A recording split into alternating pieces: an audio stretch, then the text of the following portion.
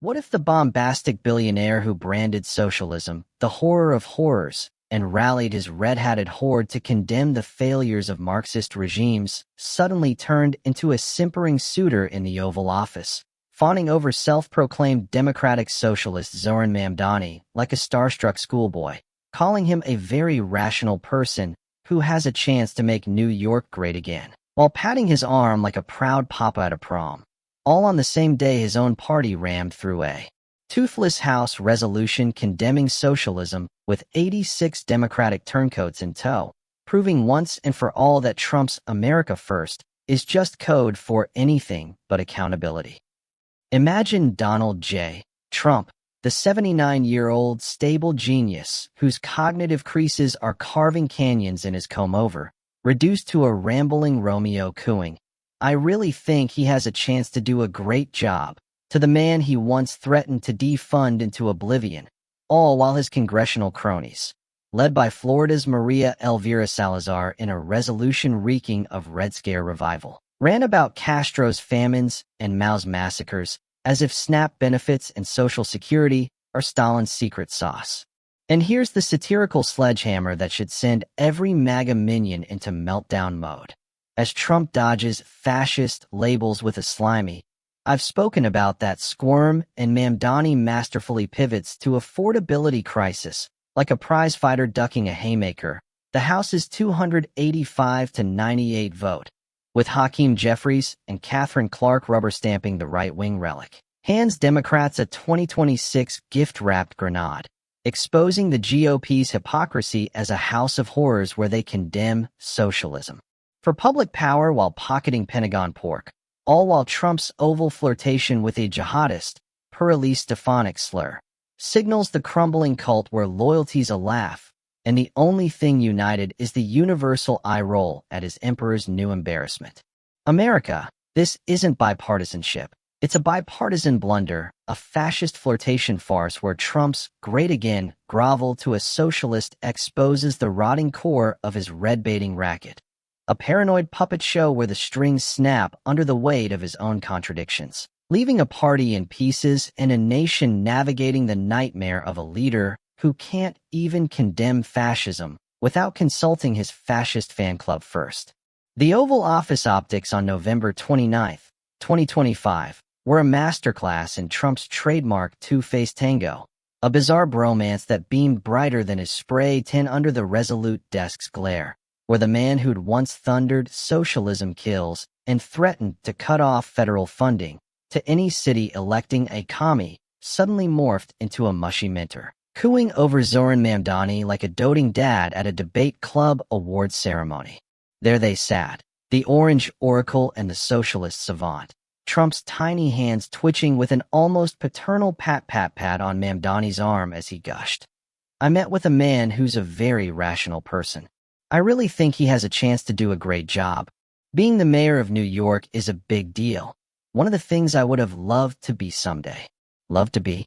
The same Trump who bankrupted Trump Steaks and Trump Vodka, who turned Atlantic City into an economic autopsy, now nuzzles up to the Democratic socialist who swept NYC's mayoral race on a platform of rent freezes, universal child care, and taxing the 1% to fund public transit. Policies that would make Trump's Mar-a-Lago membership dues look like pocket change. The room reeked of revisionist romance, Trump dodging Stefanik's jihadist jab with a limp "No, I don't." She's a very capable person, as if his 2024 campaign hadn't painted Mamdani as a Marxist menace threatening to turn New York into Caracas. But the real rib tickler was the reporter's fascist feint. Your comment calling the president a fascist. Are you affirming that? Mamdani, cool as a cucumber in a crisis, parried with poise. "I've spoken about that." Trump, squirming like a worm on a hook, interjected with his signature slime. "That's okay. You can just say it's easier than explaining it." Easier? For the man whose MAGA manifesto mocks woke word salads. That's rich, literally, as rich as his refusal to release tax returns while railing against radical left rhetoric. Mamdani, unfazed, flipped the script to substance. "I keep my horizons firmly on New York City. The affordability crisis pushing so many out of the five boroughs, cost of housing, childcare, groceries, utilities. Trump nodded like a bobblehead at a book signing, cooing, "We admired FDR's portrait." LaGuardia and FDR had that relationship with the federal government that delivered at the scale of the crisis. FDR, the architect of the New Deal, the socialist scourge Trump once called that commie, the same Trump whose Project 2025 playbook plots to gut Social Security and SNAP.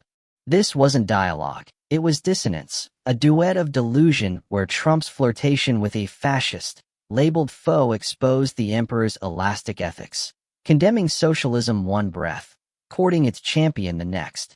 The farce fractured further when the fascist query looped back, Trump squirming, "I've spoken about that," like a kid caught with cookie crumbs, Mamdani masterfully maneuvering to the work at hand, make New York affordable.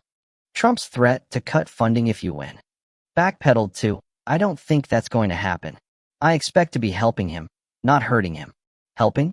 The huckster who hiked tariffs taxing NYC's imports now pledges aid to the affordability avenger? The contradiction convulses like a contortionist in convulsions. Trump's "great again" grovel to a jihadist, Stefanik slur, a signal of his sinking ship, where enemies become escorts when polls plummet and primaries pounce. Satirical sting, the red-baiting ringleader who rallied rallies with "socialism kills," now kills time cooing over a socialist savior, his Oval Office ogling a optics own goal that outdoes his Access Hollywood audio. Emotional eruption. This isn't harmless hilarity. It's heartbreaking hypocrisy. A nation numb to nonsense where a president's pandering to power poisons the possible. Mamdani's poise a poignant reminder of what leadership lost looks like. Rational, relatable, rooted in relief for the rent-burdened. Vivid vignette. The Oval's ornate opulence. Trump twinkling at Mamdani like a teen at a talent show, hands hovering in hesitant high-fives. Reporters' fascist feint fizzling into folksy focus on five boroughs. The resolute desk a reluctant referee in a rhetoric rumble. The House resolution hypocrisy hits harder, a 285-98 rubber stamp rebuke to socialism's horrors, Castro's famines, Mao's murders, Maduro's messes, led by Salazar with 86 Democratic defectors, Jeffries and Clark capering in the clown car of corporate capitulation. Failures of Marxist regimes. It intones, as if SNAP, Supplemental Nutrition Assistance Program, and Social Security are Stalin's spawn, ignoring that these socialist lifelines lift 40 million from poverty yearly, per census data, while Trump's tax cuts for tycoons ballooned the deficit by $8 trillion. Truman's ghost groans. Socialism is a scare word they've hurled at every advance. Public power, Social Security, deposit insurance, anything that helps all people. The vote. A vestige of McCarthyism's McCarthy's, a toothless tantrum timed to terrorize the base before Mamdani's mayoral miracle. Fox frothing, socialist wave coast to coast, as NYC's socialist sweep signals the tide turning from red scare to red reality. The internet's indignation ignited instantly, a digital dumpster fire of disdain. Robert Reich resurrecting Truman's takedown, Eric F. From 101 tweeting, "Two right-wing parties, condemning socialism before pedophilia is a choice." Dame 2011 damning the 86 as primary fodder. "We need our social safety net made whole." Schumer and Jeffries don't represent voters. The hypocrisy howls, condemning famine and mass murder, while slashing SNAP by $1 trillion, Medicaid $1T, Medicare $500 billion, the Pentagon pork untouched despite 7 audit fails. Capitalism killing us? Indeed. 30% college debt, 40% medical bankruptcies, wages stagnant since 1979, while CEO pay soars 1,460% per EPI. Socialism's sin. Sharing the spoils, a specter scaring the scared into voting against their veins. Emotional elegy. This isn't abstract animosity. It's agony for the afflicted, families foregoing formula for fear of SNAP cliffs, elders eyeing empty fridges as Social Security shrinks under shutdown scars. Trump's tacit approval? A tacit terror, his silence on the resolution a sly sanction for the scare tactics that sustain his supremacy. Vivid vignette. The House floor's fluorescent flicker, Salazar's solemnity a sideshow as 86 Dems defect, Jeffries' jaw set in jaw-dropping juxtaposition, the gavel's gong a grotesque gong for the gospel of greed. Mamdani's mayoral mastery? A Manhattan miracle, the socialist savant sweeping 5 boroughs on affordability anthems, rent stabilization, universal pre-K, taxing billionaires to transit tune-ups, charming Trump in a chummy confab that confounded his cult. Focused on New Yorkers, cost of living, housing, childcare, groceries, utilities, Mamdani mused, Trump twinkling FDR and LaGuardia, federal relationship that delivered at scale. Delivered? The New Deal architect Trump once assailed as that commie? The contradiction convulses, Trump's flirtation a fumble that fizzes his fascist facade. Satirical supreme, Red Bader rebukes, Marxist menace, one breath, backslaps socialist star next, oval ogling a optics own goal outdoing Access Hollywood.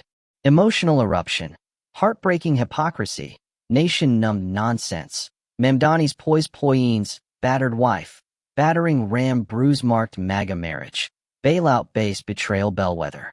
Vivid vignette, Capitol corridors echo goodbye, Johnson's jowls jiggle prayer, Trump's thumbs thunder, great news. House haunted house hollow halls. Satirical supreme, drain swamp, demagogue drowns deluge, Green's ghost gremlin gnawing GOP guts.